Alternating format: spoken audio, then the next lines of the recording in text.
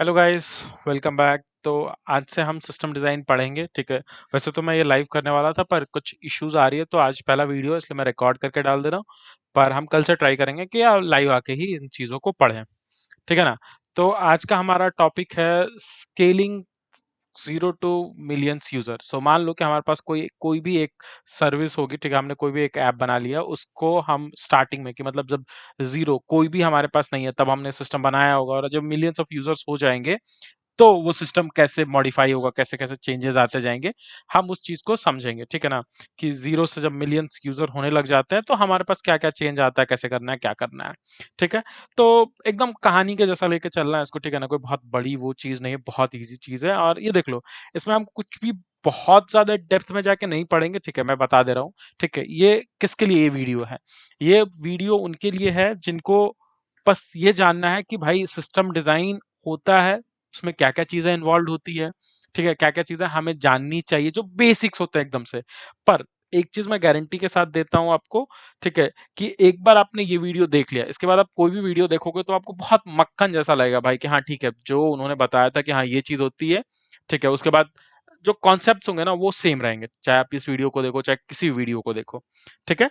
तो हम लोग स्टार्ट करते हैं। तो सबसे पहली जो चीज आती है वो होता है सिंगल सर्वर सेटअप, ठीक है ना। सिंगल सर्वर सेटअप, मैं लिख देता हूं यहाँ, सिंगल सर्वर सेटअप। वैसे तो मैं इसको टाइप भी कर सकता था पर ठीक है। चलो, सिंगल सर्वर सेटअप का मतलब क्या ही है? सिंगल सर्वर सेटअप का मतलब है, जरा राइटिंग के लिए माफ करना मुझे आज, ठीक है। तो देखो, सिंगल सर्वर सेटअप का मतलब ये है कि हमारे पास एक ये हो गया हमारा पास यूजर, ठीक है ना। ये हो गया हमारा यूजर, ठीक है। अब एक होगा हमारे पास बस सर्वर, ठीक है ना। बस एक ही सर्वर है और कुछ नहीं है हमारे पास, ठीक है। तो जब भी ये आया, इसको रिक्वेस्ट करा और इसने इसको रिस्पॉन्स दिया, ठीक है। It's that simple. अब हो सकता है एक यूजर हो, चाहे दो यूजर हो, जितने भी यूजर हो। तो ये तो मान लो कि वो स्टेट है जब हमने अपना ऐप लॉन्च ही किया है और अभी किसी को नहीं दिया है, हमने बस अपने दोस्तों को बोल दिया है कि हाँ भाई ठीक है, कि तुम यूज करके देख लो। तो वो ऐसे रिक्वेस्ट कर रहा है, उनको रिस्पॉन्स मिल रहा है, और जो भी चीजें हैं वो हमारा एक पर्टिकुलर सर्वर में है, ठीक है। अब यहाँ पे ना कुछ टर्म्स है जो मैं क्लियर कर देता हूँ कि देखो, जो यूजर्स हम बोल रहे हैं इनको हम बोलते हैं यूजुअली क्लाइंट, ठीक है। और ये जो सर्वर है इसको तो हम बोल ही रहे हैं सर्वर, ठीक है। तो अब दोनों में डिफरेंस समझ लो। बेसिकली क्लाइंट कौन होता है? जिसको डेटा चाहिए, ठीक है ना। जिसको कोई चीज चाहिए, वो पहले कुछ रिक्वेस्ट करेगा, उसको बोलेगा कि भाई मुझे ये इमेज दे दो या मुझे ये वेब पेज दे दो, ठीक है। तो ये जो ऐसे रिक्वेस्ट करता है ना, वो हो गया हमारा क्लाइंट, ठीक है। और सर्वर कौन हो गया? तो जो उस रिक्वेस्ट को फुलफिल करेगा, ठीक है ना। अब जैसे कि इसने मांगा तो कोई ना कोई तो उसको रिटर्न करेगा ना, तो ये हमारा सर्वर हो गया, ठीक है, जो उसके रिक्वेस्ट को फुलफिल करेगा। तो हमारा जो भी बैकएंड का कोड होता है मोस्टली हम यहाँ रखते हैं, और जो फ्रंट एंड का कोड होता है वो भी हमारा सर्वर इसको इनको भेजता है, ठीक है ना। इनको भेजता है, तभी वो वेबसाइट जब लोड हो जाती है तो जावास्क्रिप्ट की चीजें मंगाते हैं। ये सब हम चीजें पढ़ेंगे जब हम सीडीएन और कैशिंग ये सब चीजें देख रहे होंगे ना, तो वापस से इन चीजों को विजिट करेंगे। पर अभी ऐसा देख लो कि यूजर का काम है रिक्वेस्ट करना, सर्वर का काम है उस रिक्वेस्ट को फुलफिल करना, दैट सिंपल, ठीक है। तो ये देखो, ये बेसिक मॉडल होता है कि वहां पे कोई भी एक क्लाइंट हो गया और एक सर्वर हो गया। तुम चाहो तो एक स्टेप पीछे भी जा सकते हो और इसको ऐसा समझो कि मान लो कि जैसे कि लेट्स होप कि तुम सब अब कोडिंग करते हो, ठीक है। तो कोडिंग करते हो तो तुम क्या करते हो भाई? तुमने एक बना लिया डॉट सीपीपी फाइल, ठीक है। मान लेते हैं कि सी प्लस प्लस में कर रहे हो, तुमने एक डॉट सीपीपी फाइल लिख लिया। अब तुमने इस प्रोग्राम को रन किया, तो प्रोग्राम रन करने के लिए क्या करते हो? तुम एक इनपुट देते हो। अब माना कभी कभी इनपुट एम्प्टी होता है, पर एक इनपुट देते हो, ठीक है। और उस इनपुट के कॉरस्पॉन्डिंग एक आउटपुट देते हो, ठीक है। तो अब देखो, बेसिकली यहाँ पे जो तुमने इनपुट दिया है ना, तो बेसिकली तुम यहाँ पे एज अ क्लाइंट हो जाओगे, और ये जो कोड एग्जीक्यूट होकर तुमको आउटपुट मिल रहा है, तो ये कोड एज अ सर्वर का काम कर रहा है। जब ये रन हो रहा होगा तो ये सर्वर का काम कर रहा है, ठीक है ना। अब यही चीज देखो, अगर इसी चीज को तुम वेब डेवलपमेंट में समझना चाहोगे, ठीक है, तो तुम कभी भी कोई भी एक वेबसाइट बनाते हो तो उसको क्या करते हो? जब लोकली रन करते हो तो जो तुम्हारा कंप्यूटर ही होता है ना, वो खुद ही वो तुम ही क्लाइंट हो वहां पे, और तुम ही उसके सर्वर भी हो, ठीक है। क्योंकि लोकल सर्वर हम रन कर देते हैं अगर जरूरत है तो, ठीक है। अब देखो, जब तुम्हारे कंप्यूटर में था कोई दिक्कत नहीं है, तुम उसको एक्सेस कर पा रहे थे। पर अभी जो हम लोग यहाँ पे एग्जांपल डिस्कस कर रहे थे कि तुम अपने दोस्तों को दे दिए कि भाई तुम अब एक्सेस करो, तो अब प्रॉब्लम क्या आएगी कि जब तुम अपने कंप्यूटर में इसको रखे थे तब तो तुम यूआरएल देखोगे तो तुम्हारा यूआरएल कुछ ऐसा होगा, local host dot com slash या फिर 127.0.0.1, और जो भी पोर्ट नंबर होगा वो, ठीक है। तो ये होगा। तो तुम्हारे कंप्यूटर में तो ये एक्सेस हो जा रहा था, पर क्या ये तुम्हारे दोस्त डायरेक्टली एक्सेस कर पाएंगे? नहीं, बिल्कुल नहीं कर पाएंगे। क्यों? क्योंकि वो तुम्हारे कंप्यूटर पे रन कर रहा था। तो इसके लिए हमें क्या करना होगा कि जो भी हमने प्रोग्राम बनाया है या जो भी हमने एक वेबसाइट बनाई है, इसको हमें कहीं होस्ट करना पड़ेगा। भाई होस्ट करने से हम लोग क्या समझते हैं? होस्ट करने का मतलब ये होता है कि किसी और के कंप्यूटर पे हमने डाल दिया है बेसिकली। ठीक है, ध्यान समझना है, बहुत ईजी है। कि होस्ट करने का मतलब है कि हमने किसी एक कंप्यूटर पे अपना कोड डाल दिया, अब ये 24/7 रन हो रहा है। ठीक है, अब अपना कंप्यूटर तो हम क्या कर रहे थे, हम बंद कर रहे थे ना कभी भी, पर ये 24/7 हम मान के चल रहे हैं रन होता है। आइडियल, कभी कभी फेलियर भी होते हैं, पर आइडियल केस हम मानते हैं कि 24/7 ये रन हो रहा है और ये पब्लिकली एक्सेसिबल है। ठीक है, ये अभी, और यहाँ पे ना हम सर्वर, प्राइवेट सर्वर्स भी हो सकते हैं, पर हम मान के चलते हैं कि पब्लिक सर्वर्स की बात कर रहे हैं हम। ठीक है, तो ये पब्लिक सर्वर हो गया, ठीक है, या सर्वर इन शॉर्ट कह दिए। तो इसको कोई भी एक्सेस कर सकता है बेसिकली, ऐसा समझ लो। तो यहीं पे हमने ये कोड होस्ट कर दिया है, कोड डिप्लॉय कर दिया जिसको लोग कहते हैं। उसका कुछ नहीं होता है, कहीं किसी और कंप्यूटर पे हम डाल देते हैं। किसी और का कंप्यूटर कहने का मतलब तुम क्लाउड समझ सकते हो। जो क्लाउड बोलते हैं ना हम लोग, क्या होता है? कहीं ना कहीं वो फिजिकल कंप्यूटर ही, ऐसा थोड़ी थोड़ी है कि भाई एक्चुअल आसमान के बादलों में जाकर रह रहा है वो कोड, नहीं। किसी ना किसी का कंप्यूटर है, जो बड़े बड़े डेटा सेंटर्स होते हैं जहाँ मल्टीपल कंप्यूटर्स लगे हुए हैं, हम वहीं पे होस्ट कर रहे हैं, चीजें रन कर रहे होते हैं। ठीक है, तो सर्वर हमारा बेसिकली क्या होगा कि कोई एक कंप्यूटर जो परमानेंटली रन हो रहा है और सब लोग उसको एक्सेस कर सकते हैं। ठीक है तो देखो यहां तक ठीक था। अभी हमारा आर्किटेक्चर जो बना है वो क्या बना है कि हमारे पास एक ये सर्वर है। ठीक है ना, हमारे हमारे पास एक सर्वर है और हमारे पास कुछ यूजर्स हैं। ठीक है, कोई एक मोबाइल चला रहा है अपना, कोई लैपटॉप से कर रहा है, ये हमारे दोस्त हैं, इन्होंने एक्सेस करा इसको, इसको रिस्पॉन्स मिल गया, रिक्वेस्ट करा और इसको भी रिस्पॉन्स मिल गया। ठीक है, अब मान लो कि हाँ, अब यहाँ पे ना एक और चीज मैं बता देता हूँ।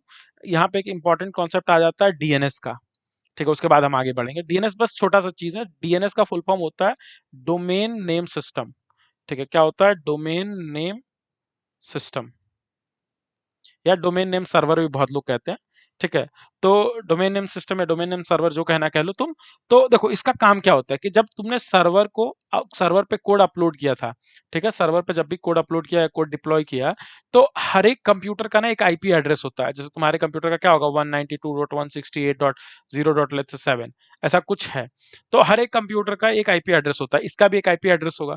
अब अब जब तुम्हारा फ्रेंड होगा, ठीक है ना, अब उसको अगर तुम ये आईपी एड्रेस डायरेक्टली दे दो, तो वो डायरेक्टली तुम्हारे कोड को एक्सेस कर सकता है, तुम्हारे वेबसाइट को एक्सेस कर सकता है।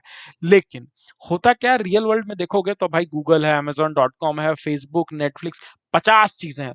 तो ये नंबर्स याद करके रखना बहुत मुश्किल है। ठीक है ना, ये नंबर्स याद करके रखना बहुत मुश्किल है सबके लिए। ठीक है, अगर तुम याद करके डायरेक्टली एक्सेस करना चाहो तो तुम कर सकते हो, ऐसा नहीं है कि तुम नहीं कर सकते हो, कर सकते हो। पर हमें नंबर्स याद नहीं रहता, तो हमने क्या बना लिया भाई कि हमने एक डायरेक्टली बना लिया। जैसे कि हमारी फोन बुक की डायरेक्टरी होती है ना, तो वैसे ही हमने बना लिया है कि हाँ भाई ठीक है, ये google.com है। ठीक है, ये मान लो इसकी, ये है जो भी है, एक आईपी एड्रेस दे दिया। facebook.com है, इसकी हमने एक आईपी एड्रेस दे दिया। तो जैसे ही अगर किसी ने अपने यहाँ कंप्यूटर के ब्राउजर में टाइप किया google.com, ठीक है, तो सबसे पहला कॉल किसको जाता है? वैसे तो बीच में देखो कैशिंग होगी बहुत सारी, पर उसके बारे में बाद में पढ़ेंगे। अभी तुम ये मान के चलो कि ये google.com जाएगा डीएनएस को, डीएनएस इसको आईपी रिटर्न कर देगा और उस आईपी से इसको कॉल चला जाएगा। देखो मैं वापस से बनाता हूँ। जैसे ही इसने टाइप किया google.com, ये गया डीएनएस को। ठीक है ना, डीएनएस, डीएनएस को गया, अब ये क्या करेगा, इसको आईपी रिटर्न कर देगा। तो जैसे google.com था, तो उसका जो आईपी एड्रेस यहाँ था वो रिटर्न कर दिया। अब जो हमारा कंप्यूटर था वो सीधा सीधा सर्वर से कनेक्शन बनाएगा। ये कौन सा सर्वर है? गूगल का। क्यों? क्योंकि हमने गूगल का आईपी हमें मिला है। ठीक है, और ये फाइनली रिटर्न हो जाएगा हमारे कंप्यूटर पे। उसका सॉरी, हाँ, जब एक बार आईपी एड्रेस मिल गया तो उसका रिक्वेस्ट करा और उसका रिस्पॉन्स मिल गया। ठीक है, तो आई होप यहाँ तक क्लियर होगा, पर किसी को कोई डाउट होगा तो वो कमेंट सेक्शन में पूछ लेना। और बाकी देखो सारी चीजों को हम डिटेल में पढ़ेंगे कि डीएनएस एग्जैक्टली काम कैसे कर रहा है।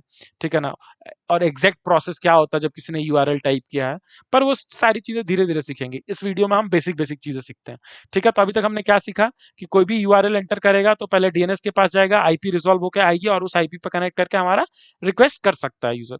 ठीक है, अभी देखो, अभी तक सब कुछ अच्छा चल रहा था भाई कि हमारे पास यूजर्स भी आ गए थे कि हमारा एक दोस्त था वो अपने मोबाइल से देख रहा है, मान लेते दूसरे दोस्त ने भी अपने मोबाइल से देखा, और ये दोनों रिक्वेस्ट कर रहे हैं हमारे सर्वर को और सर्वर सही से रिस्पॉन्स कर रहा है।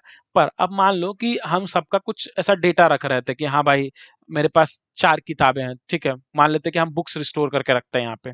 ठीक है, तो अगर मेरे पास बस 4 बुक है, तो अब देखो यहाँ पे एकदम रियल वर्ल्ड एग्जांपल समझो कि अगर तुम्हारे पास मोबाइल में अगर फोटो खींचते हो तो क्या होता है जब मोबाइल एकदम नया होता है, एक भी फोटो नहीं होता, तो तुम 10 20 50 100 200 खींच लो, कोई दिक्कत नहीं है, तुम्हारे मोबाइल में ही वो एडजस्ट हो जाता है, ठीक है ना। पर जब ज्यादा फोटो खींचने लग जाते हो तो क्या बोलता है कि storage running out, storage running out या नॉट इनफ मेमोरी, ठीक है ना। उसका मतलब क्या है कि अब भाई उसमें तुम स्टोर नहीं कर सकते हो, ठीक है ना, उसमें तुम स्टोर कर ही नहीं सकते हो। अब तुमको एक अलग से या तो हार्ड डिस्क खरीद लो, अलग से मेमोरी कार्ड लगा लो, अलग से पेन ड्राइव में डेटा रखने लग जाओ। तो तो उन सब चीजों के लिए हम क्या करते हैं यहाँ पे, देखो जैसा कि प्रॉब्लम तुम्हारा आया ना वहां पे कि मेमोरी रनिंग आउट, और अभी हमने समझा था ये जो सर्वर है, ये सर्वर ये क्या था, ये किसी का कंप्यूटर ही तो था, है ना, ये किसी का कंप्यूटर ही तो था, तो वो भी रन आउट हो सकता है मेमोरी से, ठीक है ना। तो अब ये जब मेमोरी से रन आउट हो रहा होगा तो हम क्या करेंगे कि ठीक है भाई, तुम एक काम करो कि ये रहा हमारा यूजर, ये यूजर और ये हमारा सर्वर। अब हमने कहा कि ठीक है, तुम डायरेक्टली अपने पास ज्यादा डेटा मत स्टोर करो, हम बना दे रहे हैं एक तुम्हारे लिए डेटाबेस, ठीक है ना। तो हमने कर दिया यहाँ पे डेटाबेस, नाम से ही क्लियर है भाई, डेटाबेस मतलब डेटा का बेस, ठीक है, पुकी बाबा जैसा कहते हैं। तो देखो डेटाबेस कहने का मतलब क्या हो गया कि जो भी अब डेटा है ना, मोटा मोटा मतलब जो बड़ा डेटा, अगर कुछ काम की इंफॉर्मेशन जो सर्वर पे रखनी है वो रखेगा, नहीं तो मैक्सिमम डेटा वो डेटाबेस में डंप करते जाएगा मतलब स्टोर करते जाएगा, ठीक है। और इसको जब जरूरत पड़ेगी, ठीक है, मान लो कि यहाँ पे इसने एक रख लिया, एक फाइल कुछ भी रख दिया इसने, ठीक है। अब जब यूजर को ये फाइल चाहिए होगा, वो इसको बोलेगा कि भाई ये फाइल दो मुझे, ये बोलेगा कि ठीक है, तो ये इसको डेटाबेस को बोलेगा, फिर ये डेटाबेस से सर्वर पे आएगा और सर्वर इसको फाइनली रिटर्न कर देगा, ठीक है। अब देखो इससे दो चीज फायदा होता है कि अगर मान लो इनकेस कि अगर ये सर्वर ही कभी गलती से बंद हो जाता ना, तो अगर डेटाबेस में अलग से हम डेटा स्टोर कर रहे हैं तो सारा डेटा हमारा स्टोर्ड रहता, कुछ भी डिलीट नहीं होता, ठीक है। पर अगर ये सर्वर क्रैश कर जाता इन सम से केस और दूसरा सर्वर हमें रन अप करना पड़ता, स्पिन अप करना पड़ता, तो उस केस में हमारा डेटा लॉस हो जाता। खैर अभी उस तरह नहीं जाता है, अभी बस इतना समझो कि जो बहुत ज्यादा डेटा बढ़ने लग गया तो हम डेटा स्टोरेज के लिए क्या कर रहे हैं, डेटाबेस यूज कर रहे हैं, ठीक है। तो अभी देखो, अभी तक हमने तीन चीजें पढ़ ली, क्या क्लाइंट क्या होता है, सर्वर क्या होता है, डेटाबेस क्या होता है, और साथ में डीएनएस भी देखा था। ठीक है, अब देखो, अब ये भी तो तुम कह सकते हो ना कि सर क्या हो गया, ये जो डीबी है यही भर गया, ठीक है ना, डीबी फुल हो गया। हो सकता है, ऑब्वियसली हो सकता है, मान लो हमने जो ऐप बनाया था भाई एकदम ताबड़तोड़ तबाही मचा दी उसने एकदम। तो जब उसने एकदम तबाही मचा दी तो बहुत सारे यूजर्स आ गए, बहुत सारा डेटा आ गया हमारे पास, तो ये हमारा डीबी भर गया, ठीक है। तो अब जब डीबी भर गया तो हमें अब डीबी को ही बढ़ाना पड़ेगा। तो अब डीबी को बढ़ाने को दो तरीके होते हैं कि मान लो पहले हमारे पास एक सिंगल डीबी था, अब हम क्या करें कि मल्टीपल डीबी रख दिया, ठीक है। अब मल्टीपल डीबी रख देंगे तो इसी को हम लोग कहते हैं हॉरिजॉन्टल स्केलिंग, ठीक है, इसको हम लोग क्या कहते हैं, हॉरिजॉन्टल स्केलिंग, ठीक है। और एक दूसरा चीज होता है, मान लो कि वर्टिकल स्केलिंग, दो चीज होती है, पहले दोनों देख लेते हैं उसके बाद फिर से एक बार एक्सप्लेन कर दूंगा।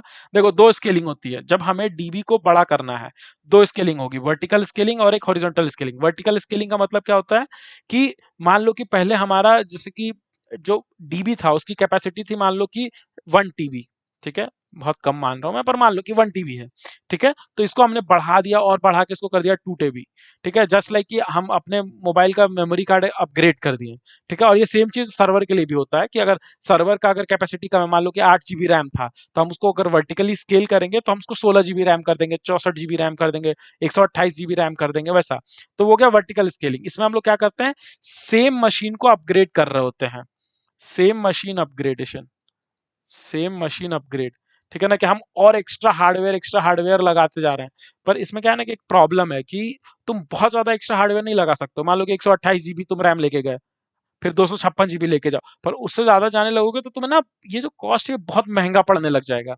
तो उसके बदले हम क्या करते हैं, वर्टिकल स्केल करना, और थोड़ा फिजिकली इम्पॉसिबल हो जाता है कि भाई उतनी बड़ी मशीन तुम रखने कहाँ लगोगे, ठीक है। तो एक हद तक हम वर्टिकल स्केल करते हैं, ठीक है, इनिशियल में तो हम थोड़ा सा वर्टिकल स्केल करके देख लेते हैं अगर काम हो जाए अपना तो। और नहीं तो फिर आता है हॉरिजॉन्टल स्केलिंग। तो हॉरिजॉन्टल स्केलिंग हम कैसे करते हैं कि मान लो कि जो हमारा डीबी था, तो हमने कहा कि जो भी है अगर ए से लेके डी तक जितने भी डेटा होंगे वो हम DB1 में स्टोर करेंगे, ये मान लेते हैं कि DB1 है। और हम बोलेंगे कि ई से लेके जी तक जो भी डेटा होंगे, ठीक है, उसको हम DB2 में स्टोर करेंगे। और जी के बाद क्या आता है, एच, एच से जेड तक जो भी डेटा आएगा उसको हम DB3 में स्टोर करेंगे, ठीक है ना। तो हमने क्या करा कि डेटा को ही डिवाइड कर दिया छोटे छोटे चंक्स में, कि DB1 में बस ए से डी का डेटा रहेगा, DB2 में ई से जी का रहेगा, और एच से जेड का रहेगा, ठीक है ना। तो यही हो जाता है हॉरिजॉन्टल स्केलिंग, कि हमने बड़े डेटे को छोटे छोटे करके तीन अलग अलग डीबी में डाल दिया, ठीक है, अगर इसके बारे में तुम्हें और ज्यादा पढ़ना है तो मेरे ही चैनल पे सिस्टम डिजाइन कॉन्सेप्ट्स वाली वीडियो में देखना, मैंने डिटेल से समझाया हुआ हॉरिजॉन्टल स्केलिंग, वर्टिकल स्केलिंग।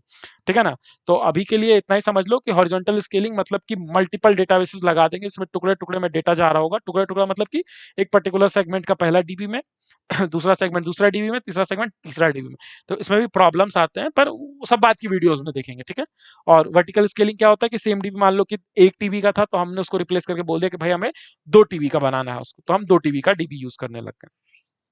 ठीक है। अब मान लो कि हमारे पास डीबी भी बढ़ गया, तो अब प्रॉब्लम क्या होगी कि भाई डीबी तो बढ़ गया, पर ये जो सर्वर अब ये क्रैश होने लग गया। गवर्नमेंट वेबसाइट पे सुनते रह रहे होगे कि भाई वेब सर्वर क्रैश कर रहा है, सर्वर क्रैश कर रहा है। तो उसका मतलब क्या होता है? उसका मतलब ये होता है कि मान लो अब हमारे पास मल्टीपल यूजर्स आ गए। अब हमारे पास सर्वर एक ही था, ठीक है ना, सर्वर एक ही था, ठीक है, और हमारे पास डेटाबेस भी इधर है। मान लेना इधर कि भाई स्केल हो गया, जो भी है, जो भी तुम्हें मानना है अपना स्केल के हिसाब से। तो अब देखो, इसको भी रिक्वेस्ट चाहिए, इसको भी रिक्वेस्ट चाहिए, इसको भी रिक्वेस्ट चाहिए, इसको भी रिक्वेस्ट चाहिए, इसको भी रिक्वेस्ट चाहिए, मतलब रिस्पॉन्स चाहिए बेसिकली, कि सब रिक्वेस्ट कर रहे हैं। अब ये एक बार में कितना ही प्रोसेस कर सकता है? मान लो कि ये मल्टीपल कोर वाला हुआ, तो एक दो दो को प्रोसेस कर रहा है, चार को प्रोसेस कर रहा है, तो पांचों को क्या करना पड़ेगा? वेट करना पड़ जाएगा। फिर जब इन चारों से ये खत्म होगा, तो फिर इसका ये रिस्पॉन्स फिर पांचवा वाले रिक्वेस्ट का रिस्पॉन्स देगा। पर मान लो ऐसे बहुत सारे आ गए, बहुत सारे आ गए, तो भाई अब मान लो कि 400 लोग आ गए एक साथ, ठीक है ना, 400 यूजर्स एक साथ तुम्हारे सर्वर पे रिक्वेस्ट कर दिए। अब तुम्हारा सर्वर मान लो कि बस चार को ही एक बार में प्रोसेस कर पा रहा था, ठीक है ना। अगर चार को अगर एक बार में प्रोसेस कर पा रहा है, मतलब पहले चार खत्म होंगे, फिर चार खत्म होंगे, ऐसे करते करते भाई जो 400 यूजर होगा उसको तो भाई कितना ही टाइम लग जाएगा। तो इसके लिए अब हम क्या करेंगे? इसके लिए अब हम सर्वर से बढ़ा देंगे, कि पहले एक सर्वर था, अब हमने एक और सर्वर लगा दिया, एक और सर्वर लगा दिया। तो इसको ध्यान से देखते हैं अब हमने क्या करा। ठीक है, कि पहले एक सर्वर था, ये हो गया हमारा सर्वर 1। हमने एक और सर्वर लगा दिया, सर्वर 2। ठीक है, और हमने एक और सर्वर लगा दिया, सर्वर 3। और इधर हमारा डेटाबेस जो भी था वो एज इट इज है, ये हमारा डीबी हो गया बेसिकली। ये डीबी ऐसे रखते हैं इसको, ठीक है, कि ये हमारा डीबी हो गया। अब देखो बहुत सारे यूजर्स आ गए, बहुत सारे यूजर्स आ गए। अब देखो मैं कह रहा हूँ कि कुछ यूजर्स जाएंगे इस पे, ठीक है ना, मान लेते हैं कि ये पहले 2 यूजर्स का रिक्वेस्ट जो भी आ रहा था वो इस पे गया, फिर कुछ जा रहे हैं इस पे, ठीक है ना, और फिर कुछ जा रहा है, मान लेते हैं कि ये वाला आखिरी जा रहा है इस पे, जरूरी नहीं है इसका भी जा सकता है इस पे, कहीं किसी का भी जा सकता है, कोई दिक्कत नहीं है। बट प्रॉब्लम ये है कि अब इनको कैसे पता चलेगा कि मुझे सर्वर 1 पे जाना है, कि मुझे सर्वर 2 पे जाना है, कि मुझे सर्वर 3 पे जाना है? ये तो इनको नहीं पता है। हमने मल्टीपल सर्वर लगा दिए थे कि जैसे 400 यूजर आए, तो हमने कह दिया कि भाई ठीक है, कुछ यूजर्स इस पे जाएंगे, कुछ यूजर्स इस पे जाएंगे, कुछ यूजर्स इस पे जाएंगे। पर कौन जाएगा, कैसे जाएगा, ये चीज आप कैसे मैनेज करेंगे? तो यहाँ पे एक टर्म सुनोगे आप तुम, लोड बैलेंसर, ये तुमने बहुत सुन रखा होगा वैसे तो। तो यहाँ पे जो प्लेयर है अपना वो है लोड बैलेंसर। लोड बैलेंसर नाम से ही क्लियर है भाई, लोड बैलेंसर, लोड को बैलेंस करने वाला, ठीक है ना। तो अब देखो मल्टीपल सर्वर्स हो गए हमारे पास, तो एक और बार आर्किटेक्चर हम बना लेते हैं। तो ये देखो, ये हो गया अपना सर्वर 1, ठीक है, ये हो गया अपना सर्वर 2, मान लेते हैं कि 2 ही सर्वर है, ठीक है ना, और इधर हो गया अपना डेटाबेस, ठीक है। अब देखो जो भी यूजर आएगा, तो यूजर अब डायरेक्टली यहां से यहां नहीं जा रहा है, ये यहां से यहां नहीं जाएगा, ठीक है ना, ये यहां से ऐसे डायरेक्ट नहीं जाएगा। अब क्या होगा कि बीच में एक आएगा लोड बैलेंसर, ठीक है ना, ये हो गया लोड बैलेंसर अपना। तो अब जितने भी रिक्वेस्ट है ना, वो सबसे पहले लोड बैलेंसर को आएंगे, कि हाँ भाई ठीक है, लोड बैलेंसर को आएंगे। ठीक है, अब एक बार जब लोड बैलेंसर को आ गया रिक्वेस्ट, तो अब ये क्या करेगा, ये बोलेगा कि ठीक है, मान लेते कि 1 2 3 नंबरिंग कर दे रहे हैं, 4 5। तो अब लोड बैलेंसर क्या कहेगा कि ठीक है भाई, रिक्वेस्ट नंबर 1 चले जाओ, 2 चले जाओ, 3 चले जाओ इस पे, और जो 4 और 5 है वो चले जाओ इस पे। ठीक है, तो इसने क्या कर दिया, लोड को बैलेंस कर दिया। ठीक है ना, बेसिकली क्या करा कि कुछ रिक्वेस्ट इसने सर्वर 1 पे भेज दिया, कुछ रिक्वेस्ट सर्वर 2 पे भेज दिया, और फाइनली इनको जो भी ऐसे डेटा चाहिए होगा वो करेंगे, ठीक है ना, वो डेटाबेस से ले लेंगे। ठीक है, तो अभी देखो, अभी क्या हो गया कि हमारा एक सर्वर से बढ़िया क्या हो गया, 2 सर्वर हो गया। अब मान लो कि और ज्यादा रिक्वेस्ट आएंगे, तो हम क्या करेंगे, हम तीसरा सर्वर लगा देंगे, और लोड बैलेंसर फिर रिक्वेस्ट उस पर भी भेजने लगेगा। अब देखो लोड बैलेंसर कैसे रिक्वेस्ट भेजेगा, क्या क्या स्ट्रैटेजीज होते हैं, जैसे राउंड रॉबिन एल्गोरिदम सुना होगा तुमने। तो राउंड रॉबिन एल्गोरिदम क्या ही होता है कि जो पहला रिक्वेस्ट आया वो पहला रिक्वेस्ट इस पे भेजेगा, एक सेकंड, पहला रिक्वेस्ट इस पे भेजा, फिर नेक्स्ट रिक्वेस्ट इस पे भेजेगा, फिर नेक्स्ट रिक्वेस्ट इस पे भेजेगा, फिर नेक्स्ट इस पे ऐसे रिपीट करते जाएगा, एक के बाद एक के बाद एक पे भेजते जाएगा। तो मल्टीपल एल्गोरिदम्स होती हैं। ठीक है ना, तो उसके बारे में बाद में फिर से डिटेल में पढ़ेंगे। पर अभी देखो, अभी हमारा क्या क्या क्लियर हो जाना चाहिए कि यूजर, या क्लाइंट कह लो, डीएनएस यहाँ पे मान लेते हैं डीएनएस, पहले डीएनएस रिजॉल्व होता है, आईपी मिलती है, आईपी से लोड बैलेंसर, आप देखो लोड बैलेंसर की आईपी मिलेगी, ठीक है ना, आप सर्वर की आईपी नहीं मिल रही है, लोड बैलेंसर की आईपी मिली, इन्होंने रिक्वेस्ट करा, लोड बैलेंसर ने सर्वर को रिक्वेस्ट करा, फिर सर्वर ने अगर डेटाबेस का जरूरत है तो डेटाबेस को क्वेरी करा, फिर सर्वर के पास रिस्पॉन्स आया, सर्वर लोड बैलेंसर के थ्रू, या हो सकता है किसी केस में डायरेक्ट भी रिस्पॉन्स दे देता है, ठीक है। तो जैसा हमारा यूज केस है उसके अकॉर्डिंग लोड बैलेंसर के थ्रू आया और फाइनली रिक्वेस्ट क्लाइंट को मिल गया, ठीक है। यहां तक किसी को कोई डाउट हो कमेंट सेक्शन में जरूर पूछना, ठीक है। अभी देखो, आई होप कुछ होना तो नहीं चाहिए यहाँ पे बिसाइड की डेप्थ में हम बात करेंगे, सारे कंपोनेंट्स की बात हम डेप्थ में करेंगे। और एक और चीज कि लोड बैलेंसर की भी आई गेस वीडियो पड़ी हुई है मेरे चैनल पे, तो एक बार वो भी देख सकते हो तुम, ठीक है ना। अब देखो, अब जब हमने डेटाबेस बना लिया, ठीक है ना, डेटाबेस बना लिया हमने, भाई एक बात कर ली डेटाबेस में, क्या हमने बात कर ली कि हमने डेटा स्टोर कर लिया कि ए से कहाँ तक करा था, डी तक, ठीक है ना, कि ए से डी तक मेरा डेटाबेस वन में है स्टोर, ठीक है। सिमिलरली क्या था कि ई से लेके जी तक है डेटाबेस टू में स्टोर, ठीक है ना, डेटाबेस टू में स्टोर है, और बाकी रेस्ट हमारे डेटाबेस थ्री में स्टोर्ड, ठीक है। अब देखो, जब मल्टीपल सर्वर भेजे, मल्टीपल सर्वर्स हमने यहाँ पे जब लगा दिए, इसका मतलब क्या कि रिक्वेस्ट हमारे पास बहुत आ रहा है। अब मान लो कि बहुत सारे यूजर्स थे, ठीक है ना, अब बहुत सारे यूजर्स थे यहाँ पे, ठीक है, बहुत सारे यूजर्स हैं, ठीक है। ये हमारा हो गया लोड बैलेंसर बीच में, और ये हो गया हमारे पास सर्वर, रुक जाओ यार, ठीक है, ये हो गया हमारे पास बहुत सारे सर्वर्स, ठीक है। अब देखो ये, तो अब इसके पास रिक्वेस्ट करेंगे, ठीक है, ये चलो ये मान लेते हैं कि अब इसने क्या करा कि भाई ये समझदार है लोड बैलेंसर अपना, कि कुछ रिक्वेस्ट सर्वर वन पे भेज दिया, टू पे भेज दिया, थ्री पे भेज दिया, और कुछ इस पे भेज दिया, ठीक है, इसने डिस्ट्रीब्यूट कर दिया। पर पर प्रॉब्लम क्या होगा, मान लो कि अगर डेटाबेस, ये जो डेटाबेस है, सारे रिक्वेस्ट इसी डेटाबेस पे जा रहे हैं, ठीक है ना, जितने भी रिक्वेस्ट थे वो ऐसे थे कि सारे इसी डेटाबेस पे आ गए, सारे अगर इसी डेटाबेस पे आएंगे तो फिर तो प्रॉब्लम हो जाएगा, क्यों, क्योंकि भाई ये तो फिर वही बॉटलनेक होने लगेगा, ठीक है ना, कि ये उतनी चीजें हैंडल ही नहीं कर पाएगा तो फिर रिस्पॉन्स स्लो हो जाएंगे।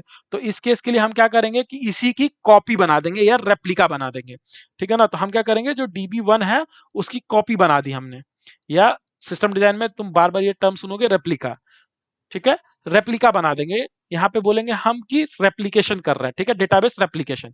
तो उस केस में हम क्या करेंगे, इसकी कॉपी बना के, भाई इसको हमने जैसे दो तीन DB1 ही बना दिया, मतलब दोनों में सेम डेटा है, ठीक है, दोनों में सेम ही डेटा है, DB1 ठीक है, 3 DB1 हो गए। तो अब बेसिकली क्या होगा कि अब सारे रिक्वेस्ट इस पे ना जाके कुछ रिक्वेस्ट इस पे जा रहे होंगे, ठीक है ना, कुछ रिक्वेस्ट इस वाले पे जा रहे होंगे, और कुछ रिक्वेस्ट इस वाले पे जा रहे होंगे, तो सारे रेप्लिका अलग अलग ऐसे रिक्वेस्ट आ रहे हैं, तो वो इजिली हैंडल कर पाएंगे और इजिली रिटर्न कर पाएंगे, कोई भी एक बॉटलनेक नहीं होगा, ठीक है ना। अब देखो, अब इसमें कुछ कुछ प्रॉब्लम्स आएंगे कि मान लो कि जो राइट आएगा वो हम तीनों में एक साथ लिखने जाएंगे तो फिर टाइम लग जाएगा बहुत ज्यादा। तो उस केस में क्या होता है कि हम मास्टर स्लेव आर्किटेक्चर फॉलो कर सकते हैं, बहुत सारा आर्किटेक्चर है, मेरे दूसरे सिस्टम डिजाइन कॉन्सेप्ट में देखोगे तो वो भी डिटेल में एक्सप्लेन किया हुआ है, ठीक है। तो तुम ऐसा समझ लो कि ये जो DB1 है ना, ठीक है, इसके तीन और कॉपी बना ली हमने, ठीक है भाई, तीनों में सेम ही डेटा है, तीनों DB1 का ही है, ठीक है ना, ऐसा नहीं है कि कोई दूसरा है। और देखो, ये जब DB1 की बात करें इसका मतलब हो सकता है DB2 DB3 के लिए भी हम कर सकते हैं, ऐसा नहीं कि बस DB1 के लिए हम कर रहे हैं, ठीक है। तो अब देखो हमने कहा कि ये मास्टर है और ये सारे स्लेव हैं, ठीक है ना। मास्टर स्लेव आर्किटेक्चर में होता क्या है बेसिकली कि जो भी राइट रिक्वेस्ट आएगा, राइट रिक्वेस्ट मतलब कि डेटाबेस में कुछ चेंज होना है, तो वो हम मास्टर में करेंगे, और इवेंचुअली धीरे धीरे करके हम वो सबको भेज देंगे, ठीक है ना।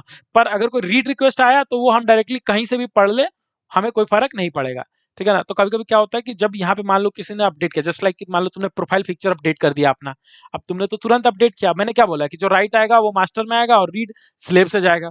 तो मान लो कि तुम्हारा यहाँ तो चेंज हो गया पर यहाँ चेंज हुआ ही नहीं है, तो हो सकता है तुम पुराना फोटो देख लो अपना प्रोफाइल पे। तो इन सब चीजों को हैंडल करने के लिए हम कैसे देखेंगे, ठीक है ना, वो डिटेल में जब जाने लगेंगे कि हाँ भाई ठीक है, इवेंचुअल कंसिस्टेंसी, स्ट्रॉन्ग कंसिस्टेंसी, ये सब क्या है, वो सब चीजें जब देखेंगे तो हम फिर से इसमें पढ़ेंगे। और नहीं तो मैंने बताया ना, जो सिस्टम डिजाइन कॉन्सेप्ट्स वाला प्लेलिस्ट है उसमें एक बार देखो जाके, बहुत अच्छे से समझाया है, ठीक है। तो चलो, अब यहाँ पे हमारे पास क्या क्या चीजें हो गई भाई, कि हमारे पास यूजर है, ठीक है, एक बार फिर से आर्किटेक्चर डिसाइड वो डिजाइन कर देते हैं यहाँ पे। देखो, ये हमारे पास क्या हो गया, बेसिकली क्लाइंट हो गया, ठीक है। क्लाइंट सबसे पहले किसको कॉल करता है, क्लाइंट सबसे पहले कॉल करता है लोड बैलेंसर को, ठीक है। और हमारे पास फिर यहाँ पे क्या हो जाएंगे, मल्टीपल सर्वर्स हो जाएंगे, ठीक है, और फिर डेटाबेसेस हो जाएंगे मल्टीपल, मतलब वही स्लेव और वो मान लो कि मास्टर स्लेव आर्किटेक्चर है, मल्टीपल डेटाबेसेस, ऐसा नहीं है कि दो ही है भाई, यहाँ पे और मान सकते हो कि और सारे डेटाबेसेस है, ठीक है, बहुत सारे डेटाबेसेस है, जितनी जरूरत है हमें हमने बना लिया, हमारा सिस्टम है भाई, ज्यादा पैसे आ रहे हैं, ज्यादा कस्टमर्स आ रहे हैं, हम बनाते जा रहे हैं भाई, हमें क्या, ठीक है, जिस जहां भी जा रहा है ऐसे आ रहा है ऐसे आ रहा है, ठीक है। अब देखो अब क्या होगा कि मान लो मान लो कि कुछ ऐसी चीजें हैं जो तुमने एक बार पूछा, ठीक है, मान लो कि तुमने अपने अकाउंट में लॉगिन किया, ठीक है ना, तुमने अपने अकाउंट में लॉगिन किया, और तो अब देखो जैसे तुम लॉगिन करोगे तो हम मैं तुम्हारा कुछ कुछ डेटा आ जाएगा, क्या आ जाएगा, तुम्हारा नेम आ जाएगा, प्रोफाइल पिक्चर आ जाएगा, और अगर कुछ डीओबी है, एड्रेस है, और कुछ इंफॉर्मेशन है तो वो सब चीजें। अब देखो, अब ये मान लो कि ये तो तुम्हारा डेटा था, ठीक है, तुम खुद ही देख रहे थे, पर मान लो कि अब तृप्ति दिमरी है, ठीक है, ठीक है ना, मान लेते हैं कोई भी एक एक्ट्रेस है, कोई भी एक एक्टर है, ठीक है ना, रेसिस्ट नहीं होना है ना, ये सेक्सिस्ट कुछ भी, पता नहीं जो भी होता है भाई, तुम देख लेना, ठीक है। तो अब देखो, मान लो कि कोई भी एक ऐसा सेलिब्रिटी है, उसकी प्रोफाइल फोटो सब देखना चाहते हैं, ठीक है, या उसने अपने अकाउंट में क्या करा, कुछ भी जो ऐसा कुछ इंपॉर्टेंट है सब देख रहे हैं। तो अब मान लो कि अगर मैं उसको डेटाबेस में स्टोर करके रखा हूं, ठीक है, मान लो कि यहाँ मैंने किसी की प्रोफाइल स्टोर करके रखी है, ठीक है। अब मान लो कि यूजर वन आया, यूजर वन है, टू है, थ्री है, यूजर वन आया, इसने बोला कि हाँ भाई मुझे इस पर्टिकुलर सेलिब्रिटी की दे दो फोटो, तो ये लोड बैलेंसर पे रिक्वेस्ट गया, रिक्वेस्ट सर्वर पे गया, और सर्वर बोला कि ठीक है भाई डेटाबेस तो मुझे ये फोटो दे दो, और फिर वापस सर्वर पे आया, फिर लोड बैलेंसर पे आया, और फिर इसको वन को मिला। टू आया, टू ने भी सेम काम बोला कि भाई मुझे वही सेलिब्रिटी की फोटो फिर से चाहिए, फिर वही साइकिल। जब थ्री आया, फिर डीबी को गया रिक्वेस्ट, फिर वापस फाइनली इसके पास रिस्पॉन्स आया। तो अब देखो कि तीनों ने क्या करा कि जो भी एक सेलिब्रिटी एक्स था, ठीक है ना, उसी की प्रोफाइल इंफॉर्मेशन मांगी, ठीक है, तीनों ने, और ऐसे हो सकता है मल्टीपल यूजर्स हो, क्योंकि लेट्स से कि कुछ तो ऐसा गॉसिप हुआ है कि सब लोग ये एक्स सेलिब्रिटी को देखना चाह रहे हैं अभी, ठीक है। तो अभी देखो, अभी अगर मैं बार बार डेटाबेस से जाऊं तो देखो एक चीज समझो कि कोई भी एक सर्विस से दूसरे सर्विस में कॉल जाता है, या उस सर्विस में भी खुद में ही प्रोसेस हो रहा है, तो भी टाइम लगता है, ठीक है ना, तो भी टाइम लगता है। तो सर्वर से एक कॉल जब डेटाबेस को जा रहा है रिक्वेस्ट के लिए, और फिर उसका रिस्पॉन्स आ रहा है, तो इसका टाइम लग रहा है, क्यों, क्योंकि डेटाबेस पे क्वेरी रन होगी, डिपेंडिंग ऑन द क्वेरी बहुत टाइम लग सकता है, थोड़ा टाइम लग सकता है, जो भी है, और फिर रिजल्ट आ रहा है। तो यहाँ पे मैं क्या कह रहा हूँ कि भाई क्यों जाना है तुमको डेटाबेस के पास, तुमको पता है ना कि किसके बारे में पूछा जा रहा है, इसको भी पता है किसके बारे में पूछा जा रहा है। तो हम यहाँ पे एक बना लेंगे छोटू सा डीबी, ठीक है ना, एकदम छोटू सा, ये बड़ा डेटाबेस नहीं है, ये छोटू सा डीबी है, जिसको हम लोग कैश बोल देते हैं, ठीक है ना, ये इन मेमोरी भी हो सकता है, डीबी बोलने की जरूरत नहीं है, एक हैश मैप भी हो सकता है, कुछ भी कह सकते हो इसको, बस एक मान लो कि एक छोटा सा स्टोरेज हो गया, छोटा सा क्यों वो अभी समझ में आ जाएगा, और इसमें हमने एक्स के डिटेल्स रख दिए। तो अब देखो मान लो कि यहाँ पे हमारे पास 2 मिलियन रिक्वेस्ट थे, 2 मिलियन प्रोफाइल्स थे, तो अब जब भी रिक्वेस्ट आया ना एक्स के लिए, तो हम सबसे पहले सीधा जाके 2 मिलियन प्रोफाइल्स में नहीं ढूंढने लग गए, हमने क्या करा, यहाँ पे मान लेते हैं कि बस 200 प्रोफाइल्स है हमारे पास, ठीक है, तो हमने पहले इन 200 प्रोफाइल्स में देखा कि क्या यहाँ पे एक्स है, अगर बोलेगा हाँ एक्स है तो हम यहीं से रिटर्न कर जाएंगे, अगर यहाँ पे एक्स नहीं होता तो हम डेटाबेस में जाते हैं, ठीक है। ध्यान से देखो मैं क्या बोल रहा हूँ, कि यहाँ पे मैं डायरेक्टली बना रहा हूँ कि ये हमारा सर्वर हो गया, ठीक है, और ये हमारा एक्चुअल हो गया डीबी, ठीक है। अब देखो मैं कह रहा हूँ कि कोई भी एक रिक्वेस्ट आया था इसके पास कि भाई सेलिब्रिटी एक्स का इन्फॉर्मेशन चाहिए मुझे। अब एक अप्रोच क्या ही होगा कि ये गया डेटाबेस को पूछा कि हाँ भाई सेलिब्रिटी एक्स है, उसका रिपोर्ट दो, और इसने डेटाबेस ने इसको रिटर्न करा, और ये फाइनली रिस्पॉन्स दे दिया। लेकिन अब यहाँ पे हमारे पास थे 2 मिलियन रोज, ठीक है, तो हमें 2 मिलियन रोज के थ्रू जाके लेट्स से कि जो भी क्वेरी था हमारा वो 2 मिलियन रोज पे चल रहा था। अब मैं क्या कह रहा हूँ कि एक्स ना बहुत ऐसे कोई अभी हॉट टॉपिक है अभी के लिए, ठीक है, सब लोग आके उसी को क्वेरी करेंगे, तो मैं क्या कह रहा हूँ कि भाई यहीं पे रख लो ना, यहीं पे रख लो, ठीक है, कि एक्स का इंफॉर्मेशन क्या है, और जब नेक्स्ट टाइम कोई आए पूछने तो तुम यहीं से उठा के और फिर वापस कर देना, ठीक है ना। चलो इसको ना एक बहुत इजी तरीके से मैं समझाता हूँ कि लेट्स से तुमसे मैंने बोला कि भाई मुझे ये बता दो कि 17 × 31 क्या होता है। तुम अब तुम्हें भी नहीं पता, मुझे भी नहीं पता, मैं भी कैलकुलेट करूंगा। सो लेट्स से मैं फटाफट कैलकुलेट करता हूँ, एक सेकंड रुक जाओ जरा। 17 × 31, ठीक है, ये आता है तुम्हारा 527, ठीक है।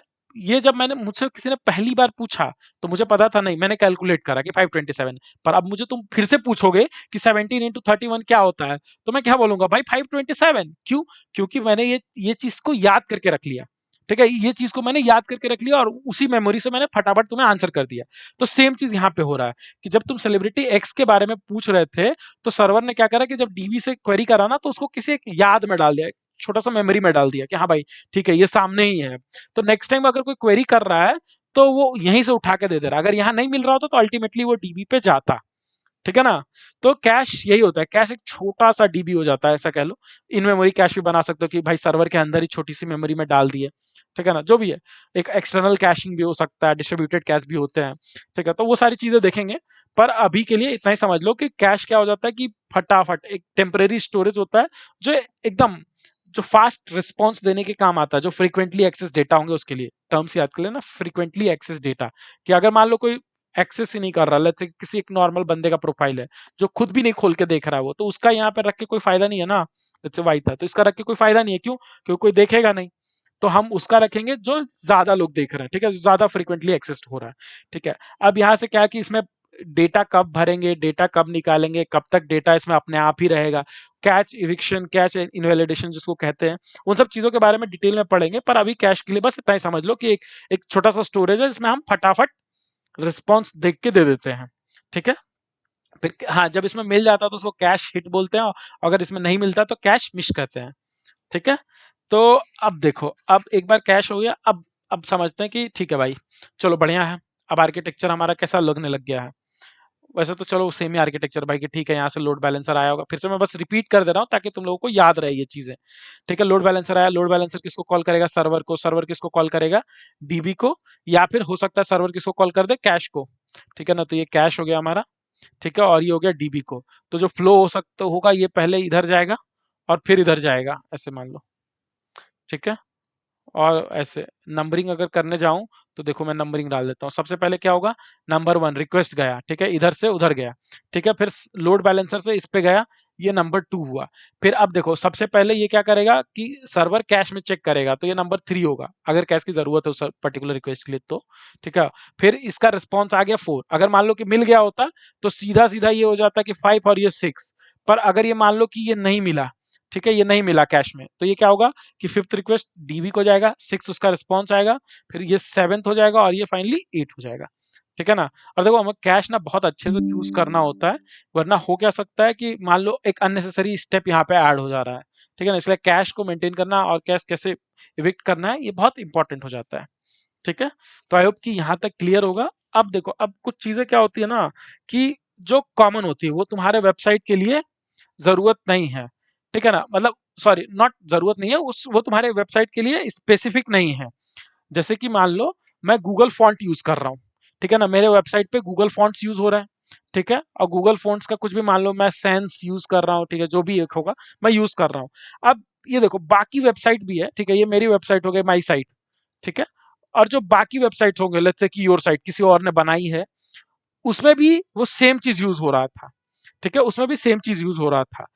तो तो अभी देखो, जब कोई यूजर मेरा वेबसाइट लोड करेगा, ठीक है ना, कि माई साइट डॉट कॉम उसने खोली, तो अब जैसे ही वो माई साइट डॉट कॉम खोलेगा, तो अब क्या होगा ना कि जहां पे एक्चुअल गूगल का फॉन्ट स्टोर था वहां पे कॉल जाएगा, फिर वहां से आएगा।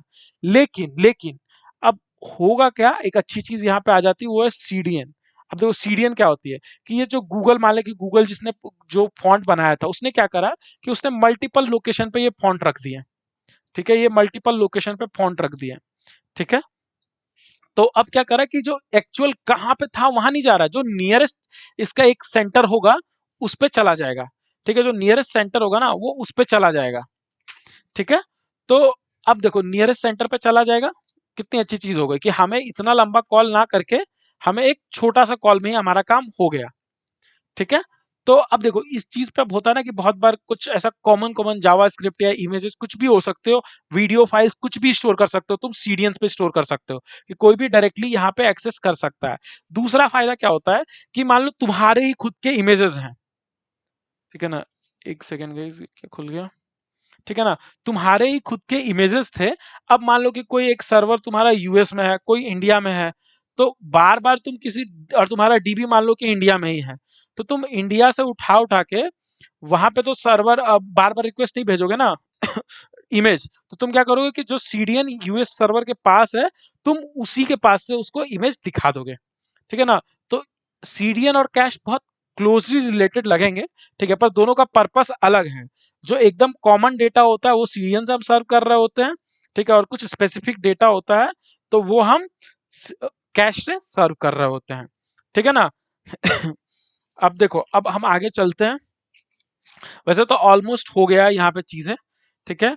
अब मान लेते हैं कि अब ये पूरा पूरा सिस्टम है हमारा फेल हो रहा होता तो हम डेटा सेंटर करते हैं, पर डेटा सेंटर हम बाद में पढ़ेंगे। अभी एक इंपॉर्टेंट चीज हो गया, अब एक इंपॉर्टेंट चीज बाकी रह गई है कि देखो पहले तो हम यहाँ आर्किटेक्चर बना लेते हैं कि ये हमारा यूजर हो गया, ये हमारा लोड बैलेंसर हो गया। एक सेकेंड बैटरी देख लूंगा इस 17% है, ठीक है, हो जाएगा। अब यहाँ पे हमारे पास सर्वर्स थे बहुत सारे, और फाइनली ये डेटाबेस आ गया। यहाँ पे हमारा कैश था, और यहाँ पे हमने एक सीडीएन लगा दिया, ठीक है। अब मैं एक बार नाम दे देता हूँ। देखो ये हो गया हमारा क्लाइंट, लोड बैलेंसर हो गया, ये हो गया हमारे सर्वर्स, ये हो गया हमारा डीबी, ठीक है, और ये हो गया हमारा कैश, और ये हो गया हमारा सीडीएन। तो सीडीएन में मान लो कि जब इसने कुछ रिक्वेस्ट करा, लोड बैलेंसर से साइट पे गया, और जो भी यहाँ से जाना हो या यहाँ जाना हो सब कुछ आके जब इसको रिस्पॉन्स मिल गया, और मान लो कि उसमें कुछ इमेजेस थी, तो ये क्या करेगा, वो इमेजेस अगर सीडीएन पे है तो वो सीधा सीधा सीडीएन से फेच कर लेगा, ठीक है यहाँ तक। अब मान लो कि कुछ ऐसी चीजें होती है जो एकदम हाल के हाल नहीं मिलता है, ठीक है। हाल के हाल नहीं मिलना मतलब कि मान लो जैसे कि तुम पिज्जा ऑर्डर करने गए हो, ठीक है ना, तो तुम अगर पिज्जा काउंटर पे खड़े हो तो तुम ऐसा नहीं हो ना भाई कि तुम ही हो सकता है तुम्हारे आगे 4 लोग हो, 5 लोग हो, ठीक है ना। तो वहां पे क्या बन जाता है, क्यू बन जाता है कि तुम वेट करते हो कि ऐसे लाइन से खड़े हैं लोग कि पहले ये सर्व होगा, फिर ये सर्व होगा, फिर ये सर्व होगा, फिर ये सर्व होगा। तो ये जो क्यू बनता है ना, वो वैसी चीजें यहाँ भी बन सकती है। मान लो कि कुछ हमें एनालिटिक्स करना है कि भाई कितने लोग क्लिक पे आए, या कोई एक फंक्शन रन करना है हर एक चीज के लिए, ठीक है। तो या कुछ एसिंक्रोनस टास्क करना है। एसिंक्रोनस का मतलब है कि वो करना है पर इमीडिएट करने की जरूरत नहीं। मान लो कि किसी ने ऑर्डर करा तो मुझे इमीडिएट नोटिफिकेशन भेजने की जरूरत नहीं, मैं 2 मिनट के बाद भी नोटिफिकेशन भेजूंगा तो चलेगा। क्यों? क्योंकि देखो अब एक चीज समझ लो, सिंक्रोनस और एसिंक्रोनस यहाँ पे उससे चीजें ज्यादा अच्छी से रहेंगी, समझ में आ जाएगी। Sync and async. अब देखो होता क्या है ना कि ये हमारा सर्वर है, ठीक है, बाकी चीजें होंगी पर मैं सिंप्लिसिटी के लिए बोल रहा हूँ कैसे ही। तो देखो सिंक्रोनस में क्या होगा कि इसने रिक्वेस्ट करा, ये इसकी रिक्वेस्ट हो गई, अब ये वेट करेगा कि जब तक इधर से पूरा ऐसे रिस्पॉन्स नहीं आ जाए तब तक इसको रिस्पॉन्स नहीं देगा, ठीक है। तो मान लो इसको लगता है कि ऐसे 100 मिली सेकेंड, ठीक है। ये हो गया सिंक्रोनस। कब? कि जब ये आया, रिक्वेस्ट किया और वेट किया रिस्पॉन्स का, जब तक रिस्पॉन्स नहीं मिला तब तक ये हिला ही नहीं यहाँ से। और सर्वर क्या कर रहा था कि उस टाइम तक पूरा कंप्यूटेशन कर रहा था और फिर ही रिस्पॉन्स दिया, ठीक है। 100 मिली सेकेंड था। अब दूसरा सिनेरियो कि ये एक सर्वर हो गया अपना, इसने रिक्वेस्ट करा। अब देखो ये अगर ये टास्क करने बैठा तो इसको लग जाएगा मान लेते हैं कि 5 सेकेंड, ठीक है। तो अब 5 सेकेंड तो तुम भाई अब ऐसे वेबसाइट लोड होते दिख रही है तुम्हें 5 सेकेंड तक, तो ये एक्सपीरियंस तो अच्छा नहीं है ना, क्योंकि वो बहुत मतलब जो भी टास्क था वो, ठीक है। तो अब वो यूजर के लिए बहुत इंपॉर्टेंट है ना ये चीज कि वो फास्ट रिस्पॉन्स मिले। तो उस केस में ये सर्वर क्या करेगा कि इसको एक रिस्पॉन्स दे देगा, पर ये टास्क अभी हुआ नहीं है। ये टास्क को क्या करेगा, एक क्यू में डाल देगा, ठीक है ना। एक क्यू में डाल देगा कि हाँ भाई ये एक टास्क करना है मुझे इस पर्टिकुलर यूजर के लिए, ठीक है। और इसको अभी रिस्पॉन्स दे देगा कि हाँ ठीक है भाई हमने कर दिया है, soon we will send the notification, ऐसा करके कुछ भी बता देगा। तो अब ये देखो, अब ये जो टास्क है वो इस पर्टिकुलर क्यू में घुस गया ना, इसी को बोलते हैं हम मैसेज क्यू, ठीक है। तो मैसेज क्यू क्या होता है basically? A message queue is a durable component stored in memory that support asynchronous communication, that's it. बस मतलब हेवी हेवी टर्म्स थे, पर ऐसा समझ लो कि कुछ भी अगर हमें बहुत सारे काम करने हैं, ठीक है ना, एसिंक्रोनस मैनर में करना है, तो हम क्या करेंगे कि हम ऐसे काम इसमें ठूस दिए कि हाँ भाई ठीक है, ये कुछ बोला कि ये रिक्वेस्ट 1 है, ये रिक्वेस्ट 2 है, रिक्वेस्ट 3 है, कुछ काम करना है। फिर अब यहाँ पे जिसको वो काम करना है, मान लो कि कोई एक सर्विस है, ठीक है ना, कोई एक सर्विस है, मान लो नोटिफिकेशन सर्विस ही हो गया, तो नोटिफिकेशन सर्विस एक एक उठाएगी, ठीक है, फिर इसको उठाएगी, फिर इसको उठाएगी, जो भी प्रोसेस करना है इसको अगर किसी को भेजना है भेज देंगे।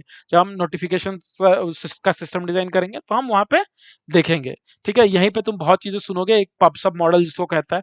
तो पब सब मॉडल कुछ नहीं होता है, या पब्लिशर सब्सक्राइबर कह लो, या प्रोड्यूसर कंज्यूमर कह लो, जो भी कह लो, कुछ नहीं होता। जो इधर से मैसेज क्यू में डाल रहा है उसको हम बोल देते हैं प्रोड्यूसर, ठीक है, और जो इधर कंज्यूम करेगा इसको उसको बोल देंगे हम कंज्यूमर, दैट्स इट, ठीक है। तो एक बार अब वापस से पूरा का पूरा वो हम सिस्टम देख लेते हैं कि कहाँ से। और हाँ यहाँ पे हाँ यहाँ पे अब एक बार पूरा पूरा सिस्टम देख लेते हैं। यहाँ पे अब एक और चीज समझ सकते हो कि प्रोसेस करने के अलावा हो सकता है कि कुछ हमें मैट्रिक्स बनाना हो, कुछ हमें लॉक करना हो, तो वो सारी चीजें भी हम मैसेज क्यू से निकाल के ही करते हैं ताकि यूजर को ज्यादा इफेक्ट ना पड़े। तो जो हमारा फाइनल सिस्टम बना वो देखो वो कैसा लगता है। उसमें है सबसे पहले भाई यूजर्स, ठीक है ना, यूजर्स कह लो या क्लाइंट कह लो, ये बहुत सारे हमारे पास क्लाइंट है, ठीक है, अब क्लाइंट का रिक्वेस्ट क्या हो गया, अब सबसे पहले क्लाइंट रिक्वेस्ट करते हैं लोड बैलेंसर पे। ठीक है, अब लोड बैलेंसर पे रिक्वेस्ट करने के बाद अब जितने भी रिक्वेस्ट थे लोड बैलेंसर पे आए। अब लोड बैलेंसर क्या करेगा, हमारे पास मल्टीपल सर्वर्स है, ठीक है ना।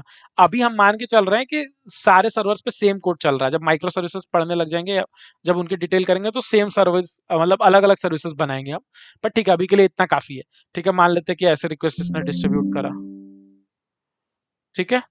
और एक सेकेंड गाइस, ये ऐसा क्यों हो रहा, ठीक है, ऐसे इसने रिक्वेस्ट कर दिया, ठीक है। चार्जर,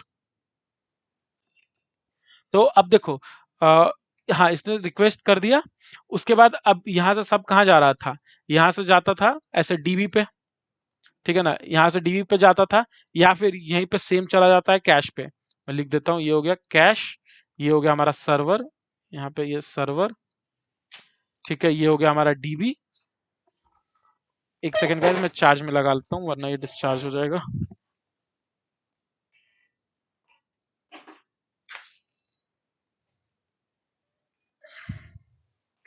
इस लास्ट मिनट में ना बंद हो जाए, let's see last minute save हो पाएगा कि नहीं। आई थिंक हो गया, परफेक्ट। तो अभी देखो, अभी हमारे पास डीबी हो गया इधर, यहाँ हमारे पास कैश है, तो जैसा भी रिक्वायरमेंट होता है कैश से आके चेक करेगा, नहीं तो फिर डीबी से जाके चेक करेगा।